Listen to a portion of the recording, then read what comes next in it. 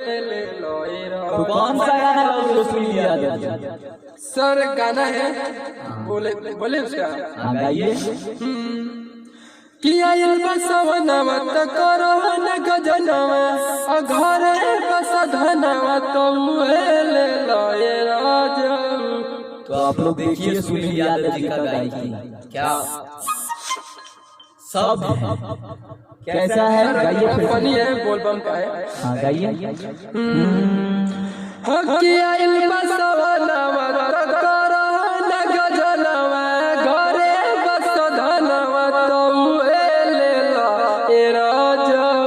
अरे जिया हो से कि कोरा में बाटे लइकावा बैकावा से देव घर चलो ए राजा। क्या बात है। जियो ब्यास लगाओ तो सर, बढ़िया जियो ब्यास सर, इसमें ब्यास लगाना। अच्छा ब्यास लगाना है, जियो ब्यास। देखें सुनील यादव जी बोल रहे ब्यास लगा दीजिए, तो गेट बंद कीजिए सुनील यादव जी और गायकी कीजिए। चलिए ऐसे गाइए फीलिंग में क्या। ओके ओके। तो आप लोग बने रहिए भैया और देखते रहिए वीडियो को कि हम कैसे रिकॉर्डिंग करते हैं गाने को और कैसे सुनील यादव जी को आज गवाते हैं गाना। आइए सुनील यादव जी दवा के लिए। चलिए क्या क्या है, दो ट्रैक दीजिए। आइए। अरे भैया बीट पकड़िए, बीट पकड़िए। 1 2 3 आइल बसवनवा त करो न गजनवा घरे बस धनवा तो ले लए राजा। जियो ऐसे ही ठीक है, यही भाव में दीजिए। हाँ वापस रिटर्न। हाँ फिर से आइल बसवनवा आराम से ब्रेक लगाइए, मैं काउंटिंग दे रहा हूँ ठीक है। तो आप लोग बने रहिए, इस वीडियो को देखते रहिए। यूट्यूब पे अगर आप लोग देख रहे हैं तो खूब देखिए हम लोग कैसे सिखाते हैं। और रिश्ते म्यूजिक रिकॉर्डिंग स्टूडियो मुंबई में है। अगर आप लोगों को भी ऑडियो वीडियो बनवाना होगा तो रिश्ते म्यूजिक रिकॉर्डिंग स्टूडियो मुंबई में संपर्क कीजिए। यहाँ पर सस्ते में अच्छा काम होगा। तो कैसा फील हो रहा है सुनील यादव जी आपको यहाँ आके? सर बहुत अच्छा लग रहा है, गवाया जा रहा है आपको गाना, बहुत खुल के अच्छा गवाया जा रहा है। आपको जैसा लग रहा था सुनील यादव जी आए थे तो गवा रहे थे। अब बताइए सुनील यादव जी कैसा लगा? Best sir, your best. रिश्ते म्यूजिक सबसे बेस्ट बेस्ट है ना, चलेगा। चलिए तो आप लोग देख ही रहे हैं कि जो भी सिंगर हमारे पास आते हैं उन्हें अच्छे से हम लोग गवा रहे हैं गाना। तो आइए सुनील यादव जी, चलिए जितना मन होगा आप गाइए जी भर के, जितना टैलेंट भर सको आप गाने ना। चलिए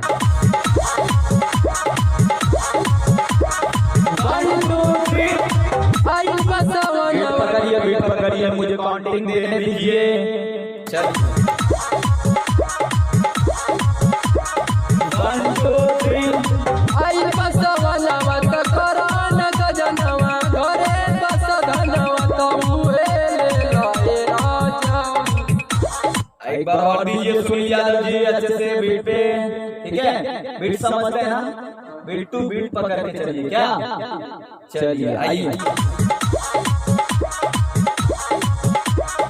1 2 3 आइल बसवनवा त करो न गजनवा घरे बस धनवा तो ले लए राजा। गुड। एक बार और अच्छे से राजा ऊपर पकड़िए सही। तो ले लए राजा, तऊ है ले लए राजा।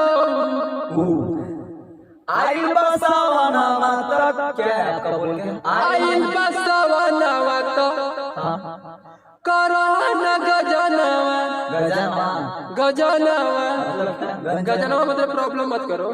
आइल बसवनवा करो न गजनवा घरे बस धनवा तो ले लए राजा। चलिए उसके आगे गाइए। कोरा में बाटे लइकवा बैकवा पे देवघर चलाए राजा। चलिए आइए। तऊ ले लए राजा। कोरा में बाटे लइकवा बैकवा से देवघर चलाए राजा। कोरा में बाटे लइकवा बैकवा से देवघर चलाए राजा। गुड। एक बार और दीजिए अच्छे से, ऐसे बैकवा नहीं।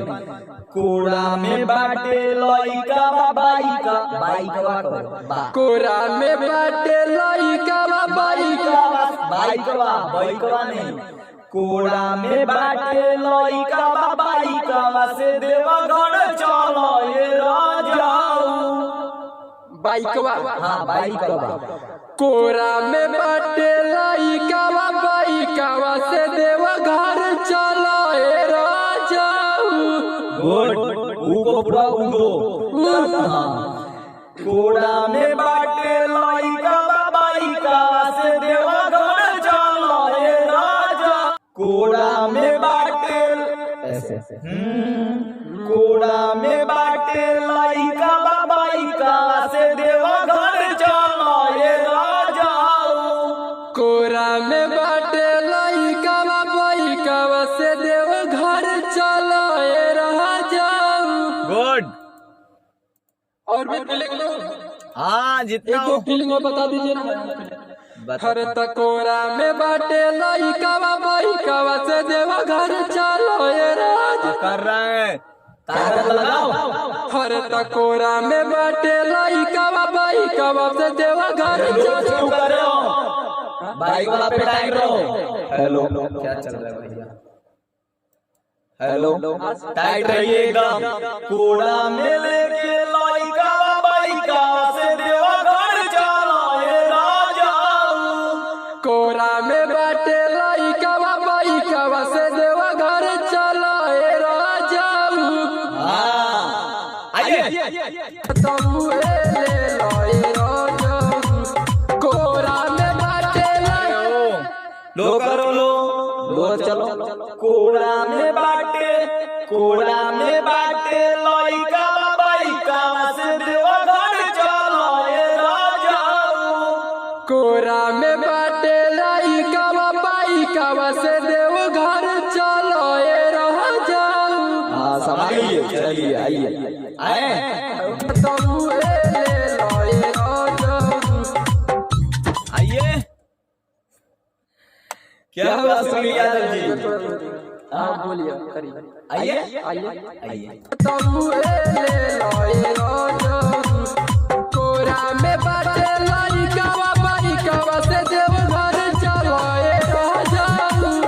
कोरा में बाटे लइकावा बाइकवा। क्या हो रहा है? क्या हो रहा है? आराम से एकदम प्यार से गले को बचाइए।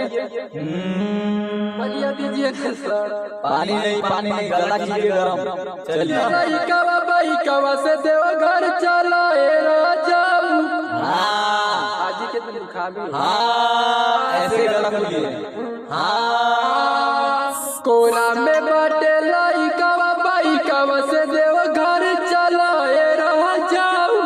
हाँ संभालिए चलिए। तमुए ले लो ए राजाऊ। कोरा में बाटे लइकावा बाइकवा से देवघर चलो ए राजाऊ। गला पड़ गया ना सर। क्या हो रहा है गले को? अच्छे से आइए, जल्दी आइए चलिए। तो आप लोग वीडियो को लाइक देखिए और गाते रहिए आप दबा के। जुकाम की वजह से। आइए चलिए आइए। तमुए ले लो ए राजाऊ। कोरा में बाटे लइकावा बाइकवा से देवघर चलो ए राजाऊ। कोरा में बाटे लइकावा बाइकवा। चलिए दूसरा टेक आइए, दूसरा टेक। बाइकवा से देवघर चलो ए राजाऊ। आइए दूसरा टेक। ठीक है। बाइकवा से देवघर चलो ए राजाऊ। कोरा में बाटे लइकावा बाइकवा से देवघर चलो ए राजाऊ। गुड। एक बार और ऐसे कीजिए लास्ट में। कोड़ा में बाटे लइकावा बाइकवा से देवघर चलो ए राजाऊ। ठीक है। कोरा में बाटे लइकावा बाइकवा से देवघर चलो ए राजाऊ। आइए आवाज दीजिए। कोड़ा में बाटे लइकावा बाइकवा से देवघर चलो ए राजाऊ। कोरा में बाटे लइकावा बाइकवा से देवघर चलो ए राजाऊ। चलिए आइए आगे आइए आइए चलिए। बाइकवा से देवघर चलो ए राजाऊ, अरे कोरा में बाटे लइका बाइकवा से देवघर चलो ए राजाऊ। कोरा में बाटे लइकवा बाइकवा से देवघर चलो ए राजाऊ। आइए जाओ। कोरा में बाटे लइकवा बाइकवा से देवघर चलो ए राजाऊ। गुड, आइए। बाइकवा से देवघर चलो ए राजाऊ। कोरा में बाटे लइकवा बीट पे चलिए, बीट पे हरे लगा दीजिए। हरे कोड़ा में बाटे लइका बाइक, ऐसे नहीं उठ पाओगे आप, ऐसे उठना चाह रहे हो। हरे कोरा में बाटे लइकवा बाइकवा से देवघर चलो ए राजाऊ। राजाऊ को उठाइए अच्छे से। ए राजाऊ, ए राजाऊ। हाँ चलिए आइए। तो आप लोग बने रहिए, जो भी नए सिंगर इस वीडियो को देख रहे हैं आप लोग लास्ट तक देखिए। हम लोग कितने टाइम में और कितने मेहनत करके गाना एक बनाते हैं। और आप लोग भी अपना गाना रिकॉर्डिंग करवाना चाहते हैं तो रिश्ते म्यूजिक रिकॉर्डिंग स्टूडियो मुंबई में संपर्क कीजिए। यहाँ पर आपको भी उतना ही हेल्प किया जाएगा। तो सुनील यादव जी, सुनील यादव जी, अच्छा कैसा लग रहा है गाना? सर बहुत अच्छा लग रहा है। हेल्प हो रहा है यहाँ पे, सर हेल्प हो रहा है यहाँ पे, बहुत अच्छा सर हो रहा है ना। आप न गाते हुए लड़के भी को भी गवा रहे हैं, उसके लिए क्या है?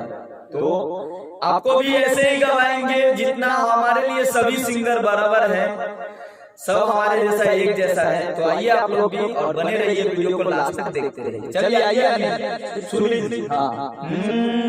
हरे कोड़ा में लेके लइका बाइकवा से देवघर चलो। नहीं अगर गला बैठा हुआ है तो आप अपने हिसाब से अच्छे से कीजिए, ठीक है। बाइकवा से देवघर चलो ए राजाऊ। कोरा में बाटे लइकवा बाइकवा से देवघर चलो ए राजाऊ। मतलब कि आप थक ही गए ना। चलिए आइए ऐसे जाए के बाद दूर बानी हम ना अकेला, ढारे के बजल रउआ करी न झमेला। जाए के बाद दूर हम बानी ना अकेला, ढारे के बाद जल रउआ करी ना झमेला। जाए के बाद दूर रउआ, जाए के बाद दूर हम बानी ना अकेला। जाए के बड़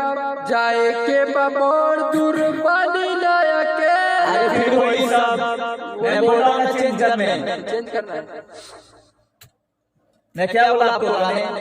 जाए के बाद दूर हम बानी ना अकेला।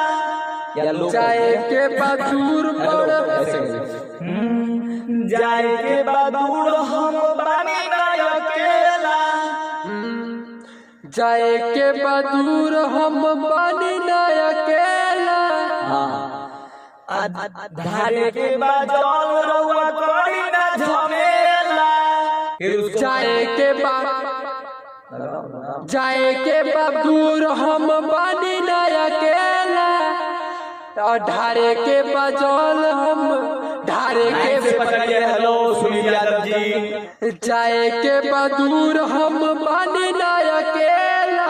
और ढारे के बजल रउआ करी न झमेला। जियो जियो जियो। 1 2 3 जाए के बड़ दूर हम बनी न अकेला। 1 2 3 जाए के बड़ दूर बनी न अकेला। ढारे के बजल रुकिए, एक बार हमें गा देने का है। जाए के बाद दूर हम बानी ना अकेला।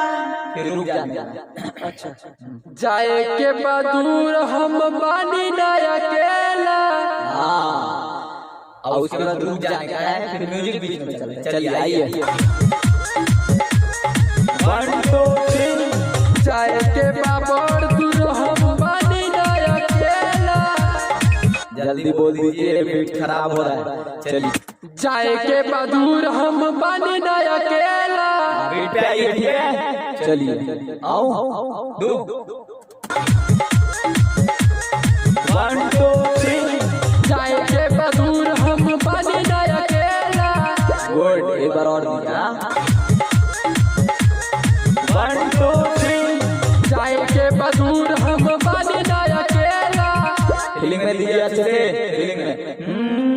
हर जाएगे बदूर हम बानी ना अकेला।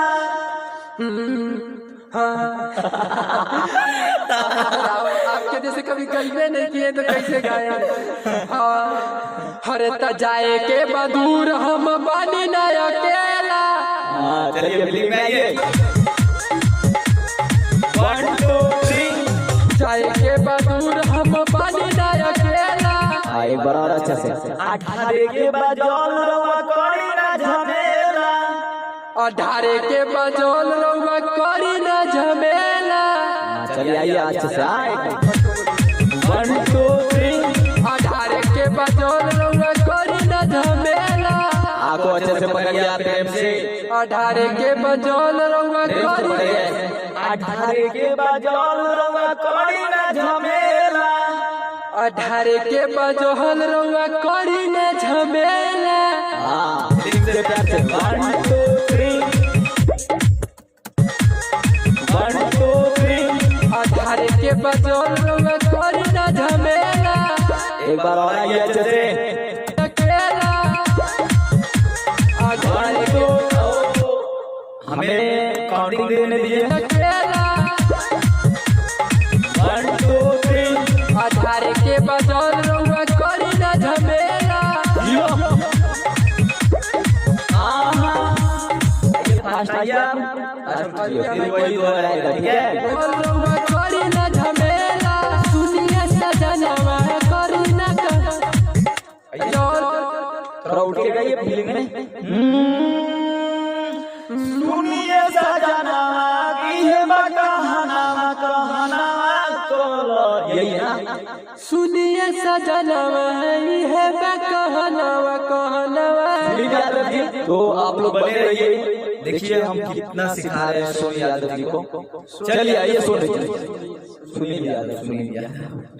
सुनील जी कैसा लग रहा है आपको यहाँ आके? सर बहुत बढ़िया। और रात को कितने बज रहे सर? वो छोड़ दीजिए, आपको गाने से मतलब रखिए।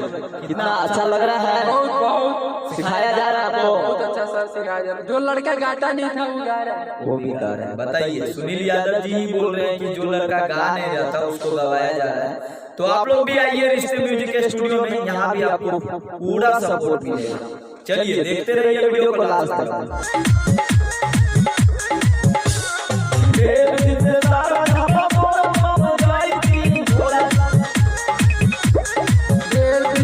आइए चलिए आइए। चलिए दूसरा अंतरा आइए। कैसे? ढेर दिन से सारा दबा बोल बम जाती। आप भोला जी को क्या है दूसरा अंतरा? भोला जी को हम असो जलावा चढ़ाई। 1 2 3 ढेर दिन से सारा दबा बोल बम जाती। भोला जी को एक ही बार 1 2 3 ढेर दिन से सारा दबा बोल बम जाती। अब भोला ब्रेक ब्रेक ब्रेक फिर से आइए। 1 2 3 ढेर दिन से सारा दबा बोल बम जाती। 1 2 3 ढेर दिन से सारा ढेर दिन से सारा। अब भोला जी पर क्या है? भोला जी पर भोला जी पर हम असो जलावा चढ़ाई थी। 1 2 3 भोला जी को हम असो जलावा चढ़ाई दीजिए। 1 2 3 भोला जी पर हम असो जलावा चढ़ाई थी। 1 2 फिर से दोनों लाइन एक ही साथ। ये वाला एक बार फिर से हम सुनिए, ये वाला और दीजिए। आप भोला जी पर हम असो जलावा चढ़ाई थी, ठीक है। आइए 1 2 3 भोला जी पर हम असो जलावा चढ़ाई थी। 1 2 3 भोला जी पर हम अरे ढेर दिन से हम क्या है? पहला ढेर दिन से हम ढेर दिन से सरदा बा, ये गाँव नहीं, ये चीज गाइए ना, ये ढेर दिन से सरदा बा, बोल बम जाइती, ढेर भोला जी पर हम असो जलावा चढ़ाईती। ठीक है। अब इसको दोनों को एक साथ बराबर। अरे ढेर दिन से हम ढेर दिन से सरदा बा, बोल बम जाइती। आइए 1 2 3 ढेर दिन से सरदा बा, बोल बम जाइती, भोला जी पर असो हम जलावा चढ़ाईती। एक बार आओ 1 2 3 ढेर दिन से सरदा बा, बोल बम जाइती, भोला जी पर असो हम जलावा चढ़ाईती। देख रहे हैं कितना सोनू यादव जी दबा के गा रहे हैं गाने को। तो आप लोग भी अगर गाना रिकॉर्डिंग करवाना चाहते हैं तो आइए, ऐसे ही लाइन पकड़ा दूंगा आप लोगों को भी गाने। दीपक सुनील रोजे सुनील कैसा लग रहा है? लव यू सर, बहुत अच्छा आप अच्छा लग रहा है। सपोर्ट है इस स्टूडियो में। मैं कभी गाता नहीं था, हाँ, तभी भी तो आप लोग भी आइए इस स्टूडियो में और रिकॉर्डिंग करवाना होगा तो रिश्ते म्यूजिक रिकॉर्डिंग स्टूडियो मुंबई में संपर्क कीजिए आप। दीपक सुनील रोजे एक बार आइए 1 2 3 ढेर दिन से सरदा बा, बोल बम जाइती, भोला जी पर असो हम जलावा चढ़ाईती। क्या बात है बीट। दीपक सुनील रोजे करेले पूजा नवा, गावेले भजनवा। हरे दीपक सुधीर सुनील दीपक सुनील क्या है? रोजे करेले पूजा नवा, गावेले भजनवा। हरे दीपक सुधीर